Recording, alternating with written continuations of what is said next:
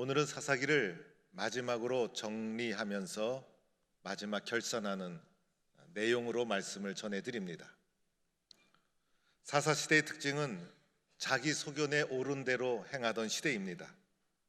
하나님을 두려워하지 않고 자기가 주인이 되어서, 그리고 자기 중심으로 소견에 옳은 대로 행하던 시대, 마치 오늘날과 비슷한 시대라 할 수가 있습니다.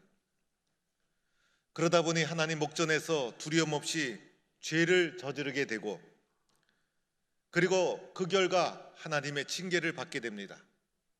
블레셋을 통해서, 미디안을 통해서 하나님이 그들을 징계하게 되고, 그들은 그들의 지배 속에서 신음하며 살아가는 고통을 겪게 됩니다. 고통 속에서 비로소 하나님을 찾게 되고, 하나님께 죄를 지었음을 회개하며 기도하고 부르짖게 됩니다. 그들이 하나님께 부르짖었을 때 하나님은 그들의 부르짖음을 외면하지 아니하시고 그들을 고통으로부터 구원해 주시기 시작합니다. 사사시대 하나님의 구원의 방법은 한 사람 사사를 세워서 그들의 영웅적인 행위로 이스라엘을 구원해 주는 것이 하나님의 구원의 방법이셨습니다. 처음에 등장한 사사는 온니엘, 그리고 장애인 왼손잡이 입다, 그리고 말씀의 종이었던 여사사 드보라와 바락, 약하고 작은 자였던 기드온, 나실인 삼손, 그때그때마다 한 사람 사사를 들어서 하나님은 그들의 부르짖음에 응답해 주시고 이스라엘 민족을 구원해 주셨습니다. 하나님의 구원의 방법, 한 사람 사사를 세우는 것, 한 사람의 소중함을 말해주는 것이고, 사사가 된 사람들을 살펴보면 여러 사람이 다양하게 등장합니다. 누구든지 하나님의 부름을 받으면 그 시대를 구원하는 하나님의 사사로 쓰여지게 되었다는 것을 말해주고 있는 것입니다. 그러던 중에 오늘 사사기 후반부에 가서 17장, 18장 길게 비중 있게 미가라는 사람이 등장하고 있습니다. 이 사람은 사사도 아니었습니다. 도대체 이 사람은 어떤 사람이었길래 이렇게 마지막 부분 후반부에 사사기의 결론을 내릴 듯한 그런 위치에 가서 비중 있게 이 사람이 등장하는 것일까? 도대체 이 사람을 통해서 하나님이 우리에게 주시고자 하시는 말씀이 무엇일까? 오늘 미가가 등장하는 17장, 18장, 그 중에서도 17장 초반부 부분을 잠깐 본문으로 우리는 보았습니다. 오늘 말씀에 나오는 미가는 에브라임 지파의 사람, 그리고 그의 어머니는 상당한 부자였습니다. 그러던 어느 날 어머니가 은 1,100을 잃어버리게 됩니다. 누군가가 미가의 어머니의 돈을 훔쳐간 것입니다. 얼마나 억울했을까? 어머니는 돈을 잃어버리게 되자 분을 사귀지 못하고 훔쳐간 사람을 저주하게 됩니다. 누가 내 돈을 훔쳐갔는가? 그 사람은 저주를 받을 것이다 라고 하면서 어머니는 끊임없이 훔쳐간 사람을 저주하게 됩니다. 이 어머니는 돈밖에 모르는 사람이었어요. 그러니 그 소중한 돈을 잃어버리고 나니 얼마나 억울했을까? 그래서 억울한 마음을 감추지 못하고 계속해서 훔쳐간 자를 저주하게 됩니다. 그런데 어머니의 은 1,100을 훔쳐간 사람은 다름이 아닌 그의 아들 미가였던 것입니다. 미가가 어머니의 저주를 듣다 견디다 못해 어머니 은 1,100이 저에게 있습니다, 내가 그것을 훔쳐갔습니다 라고 고백을 하면서 어머니에게 그것을 돌려주게 된 것입니다. 그런데 어머니는 그의 아들을 책망하지 않습니다. 그의 아들을 잘못된 것을 지적하지 않습니다. 어머니는 아들에게 너무나 관대했습니다. 사무엘상에 나오는 엘리 제사장과도 비슷했어요. 엘리의 두 아들이 여호와의 앞에 행실이 아주 나쁘고 여호와를 두려워하지 않고 여호와께 드리는 제물에 손을 대고 그들의 악한 행실이 전국에 소문이 났지만은 엘리는 아들에 대해서 관대했습니다. 아들을 제대로 훈계하고 가르치지 않았습니다. 마침내 여호와를 경외하지 못하는 엘리의 두 아들 때문에 엘리의 가문이 무너지고 말았습니다. 오늘 미가의 어머니도 이와 같이 자기의 아들에게 너무나 관대하고 아들이 우상이었던 어머니였어요. 그래서 아들에게 피해가 갈까봐 아들의 잘못을 지적하지 않고 도리어 자기가 아들이 범인인 줄 모르고 저주하며 내뱉었던 말이 아들에게 돌아갈까봐, 그리하여 아들이 복을 받지 못할까봐 아들을 위하여 그가 훔쳐갔던 돈으로 신상을 만들게 됩니다.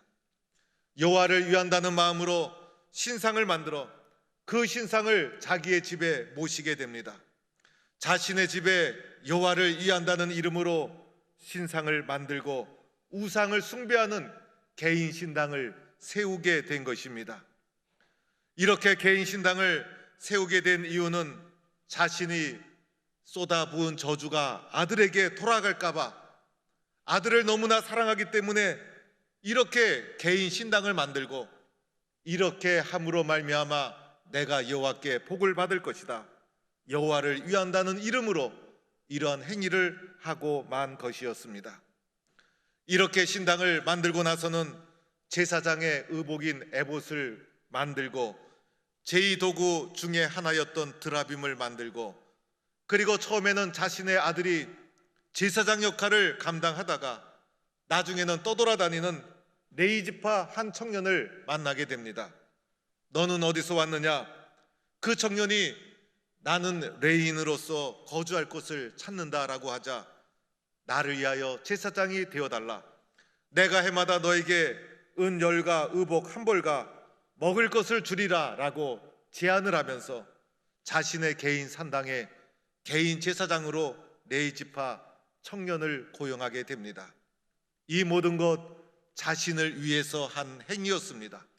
자신을 위해서 한 행위였지만은 여호와를 위한다는 이름으로 이러한 행위를 하고 여호와께서 내게 복을 주실 것이다, 이렇게 생각했던 사람이 바로 미가라는 것입니다.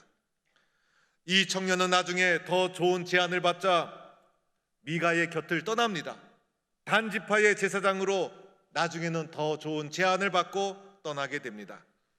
이렇게 해서 자신의 집에 개인 신당을 세우고 개인적인 제사장을 고용해서 우상을 숭배하는 행위를 하게 된 것이 미가였는데, 더 심각한 것은 이러한 행위를 하나님의 이름으로, 하나님에 대한 열심으로, 하나님을 위한다는 명분으로 이런 행위를 하게 되었다는 것입니다.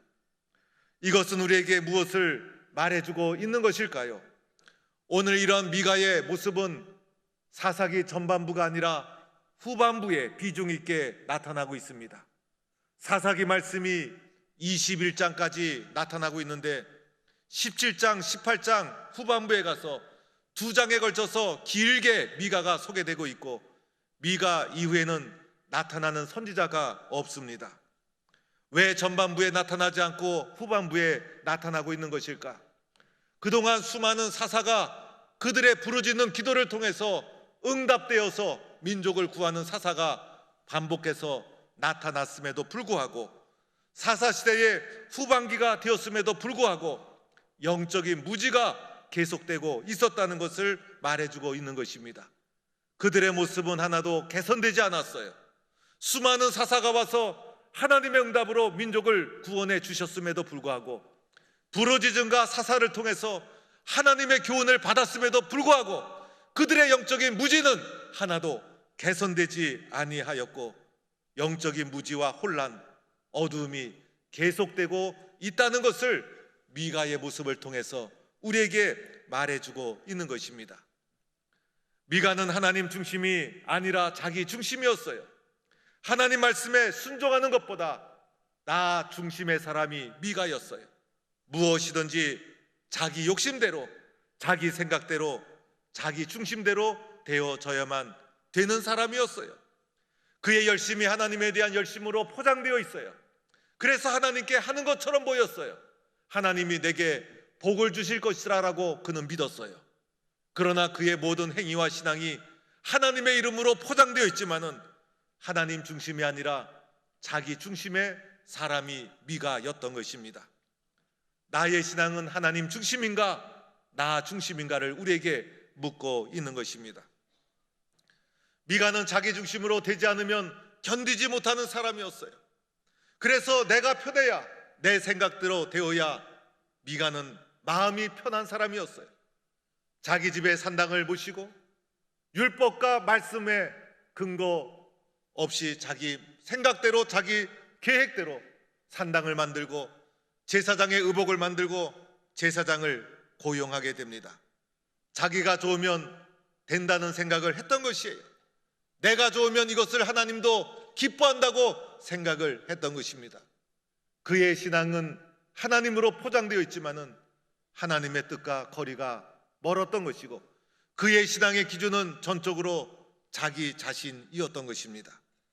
나의 신앙의 기준은 말씀인가 아니면 나인가? 오늘 미가의 모습은 우리에게 이것을 묻고 있는 것입니다. 미가의 신앙은 기복주의였어요. 그래서 그의 신앙의 관심은 오직 현실에서의 복을 받는 것이었어요. 그래서 이 세상의 물질의 복만을 추구하는 자가 미가였던 것입니다. 그래서 그의 어머니의 돈도 훔쳐갈 수 있었던 것이고, 그리고 복받기 위해서 저주가 자기에게 임할까봐 개인 신당을 차려놓고, 그리고 하나님께서 복을 주실 것이라 믿었던 현실의 물질적의 복을 추구하는 것이 그의 신앙의 가장 중요한 사항이었던 것입니다. 나는 이 세상에 복을 받기 위해서 하나님을 믿고 있는가? 아니면 이 세상 속에서 하나님의 뜻을 이루기 위해서 믿음의 길을 걸어가고 있는가? 미가의 모습은 우리의 신앙의 모습을 점검하도록 만들어 줍니다. 하나님을 믿는 사람은 보이는 세상의 복만을 바라봐서는 안 되는 거예요. 하나님을 믿는 사람은 하나님 앞에서 받을 상급을 내다보는 자입니다. 하나님 앞에서 받을 상급을 내다보며 이 세상을 걸어가는 믿음의 사람, 이것이 올바른 믿음의 사람이라 할 수가 있었던 것입니다. 미가는 하나님에 대한 열심이 있었던 사람이에요. 그가 한 모든 행위는 하나님에 대한 열심으로 포장이 되어 있어요. 그의 집에 예배 초소를 만들지 않았습니까? 그의 처소에, 그의 가정에 예배 초소를 만들고 오늘날에 적용을 해보면 목회자를 그의 재산을 바쳐서 섬겨주었던 대단한 신앙인이라고 할 수가 있을 거예요. 그러나 미가의 진짜 속마음은 하나님 중심이 아니라 자기 중심, 하나님께 영광이 아니라 자기가 현실에서 받을 복에 집중했던 물질적인 사람이 바로 미가였던 것이고, 하나님 중심이 아니라 자기 마음대로 제단을 만들고 자신의 욕심을 채우기 위한 수단으로 믿음의 행위를 했던 자가 미가였던 것입니다. 한마디로 말하면 미가는 하나님으로 포장되어 있지만은 하나님을 믿는 사람이 아니었어요. 도리어 자기가 하나님을 만드는 사람이었어요. 하나님께 순종하는 자가 아니라 하나님을 만드는 자가 미가였어요. 자기 생각대로 하나님을 믿는 자였고 하나님의 말씀에 순종하는 자가 아니었다는 것입니다. 나는 하나님을 믿는 사람인가? 아니면 하나님을 내가 만드는 사람인가? 나는 하나님의 말씀에 순종하는 사람인가? 아니면 내 생각으로 하나님을 만드는 자인가? 미가의 신앙은 우리에게 이러한 신앙의 모습을 돌아보게 만들어 주는 것입니다. 하나님을 잘 믿는 사람인 것처럼 보였지만은 결국은 미가는 우상을 숭배하는 자였다는 것을 말해주고 있는 것입니다. 사랑하는 성도 여러분, 어떻게 하면 바른 신앙을 가질 수 있을까? 어떻게 하면 이 혼탁한 세상에서 하나님이 원하시는 바른 믿음의 길을 걸어갈 수 있을까? 첫째는 하나님의 말씀이 내 신앙의 중심이어야 하는 것입니다. 영적인 무지, 영적인 혼탁은 말씀에 대한 무지에서 오게 되는 것이에요. 말씀을 경청하고 말씀이 필요함을 인정하고 하나님의 말씀을 사모해야 합니다. 눈에 보이지 않는 하나님, 내 생각대로 하나님을 규정해서는 안 되는 거예요. 하나님은 말씀에 증거되고 있지 않습니까? 말씀을 보면 볼수록 하나님이 어떠한 분이신지, 하나님이 어떻게 우리를 만드셨는지, 하나님이 어떻게 구원의 길을 우리에게 보여주셨는지 말씀을 통해서 알고 깨달을 수 있는 것이고, 우리의 신앙은 말씀의 권위를 인정하고 말씀에 순종하는 것이 우리의 신앙이어야 하는 것입니다. 말씀을 경청하지 않고 말씀이 내 속에 없으면 하나님에 대한 열심이 있는 듯 하지만은 미가와 같이 어리석은 신앙인이 되고 마는 것입니다. 말씀을 만나면 말살수록 말씀을 통해 만나게 되는 분이 바로 예수 그리스도. 말씀이 기준이 되고 중심이 되었을 때 말씀을 통해서 나에게 증거되는 하나님의 구원의 길은 예수 그리스도이십니다. 그 예수 그리스도를 말씀을 통해 만나는 것이에요. 하나님의 말씀을 통해 인격적으로 오늘 주님을 만날 수 있는 거예요. 그 주님을 만날 수 있도록 도와주시는 분이 바로 성령님의 도우심 가운데 말씀을 통해 예수님을 만나는 것입니다. 예수님을 말씀을 통해 만나고 은혜를 입고 나면 예수님이 하신 가장 소중한 사건, 십자가를 경험하게 되는 거예요. 이것이 복음의 핵심이에요. 예수님을 만나고 예수님의 십자가를 경험하는 것. 예수님의 십자가를 경험하다 보면 예수님은 십자가 위에서 나를 위해서 아낌없이 사랑을 쏟아주시고 나를 위해서 절대적인 사랑을 베풀어 주신 전적인 이타적인 주님의 사랑을 만나게 됩니다. 예수님은 십자가에서 나를 위해서 50%의 사랑을 쏟은 것이 아니에요. 80%의 사랑을 쏟은 것이 아니에요. 예수님은 100%다 온전하고 완전하게 주님은 나에게 모든 것을 쏟아 부어 주신 분이에요. 주님이 나를 사랑한 이유는 딱 하나, 죄로부터 나를 구원하기 위해서. 죄라는 것은 다른 것이 아니에요. 나를 채우고자 하는 나 중심의 이기적인 욕심, 나 중심의 이기적인 욕망, 오늘 미가의 심령 속에 있었던 이기적인 욕심, 그것이 바로 죄가 아니겠어요? 그래서 예수님을 만나게 되면 예수님 앞에서 그분의 절대적인 온전한 사랑을 받고 있음에도 불구하고 미가처럼 이기적인 욕심을 붙잡고 살아가는 우리들의 초라한 모습, 나의 부끄러운 모습이 드러나게 되고 주의 말씀 앞에 또다시 자복하고 엎드려서 올바른 믿음의 길을 걸어갈 수 있게 되는 것입니다. 주님의 사랑 앞에서, 주님의 십자가 앞에서 내 욕심이 무너지고 깨져야 합니다. 내 자신의 이기적인 욕심이 다 무너져야 합니다. 미가는 하나님에 대한 열심이라고 열심을 했지만은 자기 중심이었어요. 그의 신앙의 삶 속에 하나님께 묻고 순종하는 과정이 생략되어 있어요. 항상 내가 복을 받기 위해서, 내 욕심을 채우기 위해서 내 뜻대로, 내 계획대로 산당을 만들고 제사장을 고용한 이기적인 욕심의 사람. 결국 그는 하나님을 위한다고 했지만은 하나님을 위한 것이 아니었어요. 우상 숭배 행위에 불과했던 것입니다.